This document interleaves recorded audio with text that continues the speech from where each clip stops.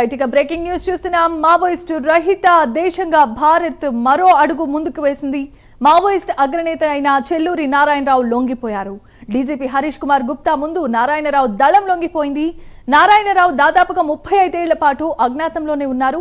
పలువురు మావోయిస్టు కీలక నేతలు లొంగిపోయారని, AOB special zonal committee, divisional area కమిటీలకు చెందిన మావోయిస్టులు లొంగిపోయారంటూ డీజీపీ హరీష్ కుమార్ గుప్తా తెలియజేశారు. మావోయిస్టుల నుంచి భారీగా డంప్ను స్వాధీనం చేసుకున్నామని కూడా అన్నారు.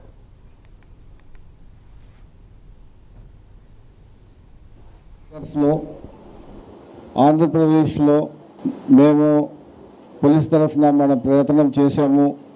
ఎక్స్చేంజెస్ ఆఫ్ ఫైర్ అయినాయి, సరెండర్స్ అయినాయి, అట్లాగే అరెస్టులు కూడా అయినాయి.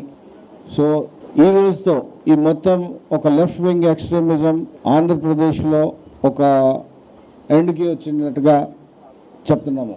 ఈ క్రమంలో చాలామంది కృషి చేశారు, సొసైటీ చేశారు, గవర్నమెంట్ డైరెక్షన్స్ ఉన్నాయి.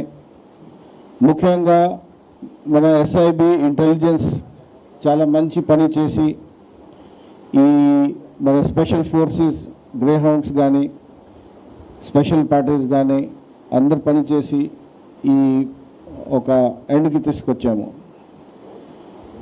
ఈరోజు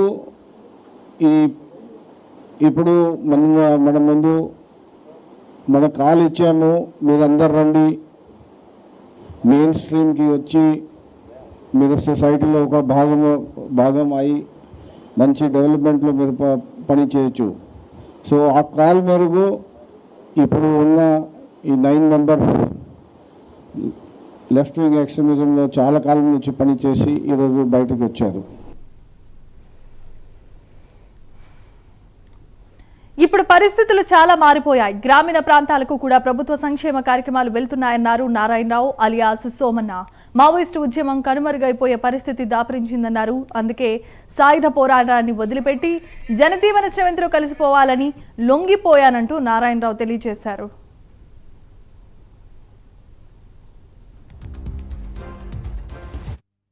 నేను 1990లో మా ప్రాంతంలో అంటే ఉద్దానం ప్రాంతంలో అప్పుడు పీపుల్స్ ఫార్ పార్టీ నాయకత్వంలో జరుగుతున్నటువంటి ప్రజా ఉద్యమాలకు ఆకర్షితులై 1990 చివరిలో నేను ఉద్యమంలోకి మావోయిస్ట్ ఉద్యమంలోకి వెళ్ళడం జరిగింది.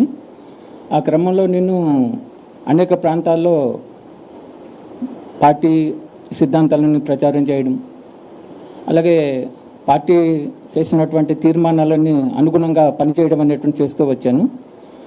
ముఖ్యంగా శ్రీకాకుళం, విజయనగరం, విశాఖపట్నం, అలాగే కోరాపూట్, మల్కనగిరి, రాయగడ ప్రాంతాల్లో నేను పనిచేస్తూ రావడం అనేటువంటి జరిగింది.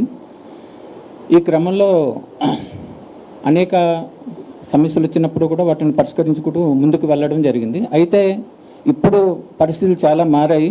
గతంలో నేను మావోయిస్టు ఉద్యమాలకు వెళ్ళినప్పటికీ పరిస్థితులు ఈరోజు చూసుకునేటప్పుడు పరిస్థితుల్లో చాలా మార్పులు వచ్చాయి. ముఖ్యంగా అటవీ ప్రాంతంలో కూడా ఈ అనేక మార్పులు అనేటువంటిది జరుగుతూ వచ్చింది.